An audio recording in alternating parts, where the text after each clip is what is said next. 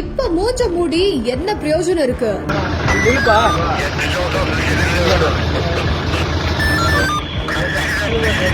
அரசு சொத்தை அப்படியே சுருட்ட நினைத்த கூட்டு களவாணிகள்.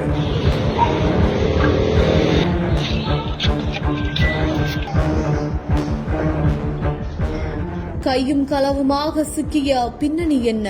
புதுச்சேரி மாநிலம் காரைக்கால் மாவட்ட உணவுப் பொருள் கடத்தல் தடுப்பு பிரிவு ஆய்வாளர் தலைமையில் போலீசார் காரைக்கால் அடுத்த திருப்பட்டினம் பகுதியில் ரோந்து பணியில் ஈடுபட்டிருந்தாங்களாமா.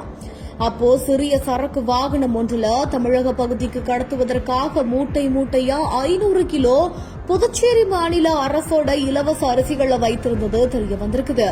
உடனடியா அந்த வாகனத்துல இருந்த நபர்கள் கிட்ட போலீசார் விசாரணை செய்ததுல தமிழக பகுதியான திட்டச்சேரியை சேர்ந்த செந்தில் குமரேசன் அப்படின்ற 2 பேர் தான் இப்படி ஒரு கடத்தல் விவகாரத்துல ஈடுபட்டது தெரிய வந்திருக்குது.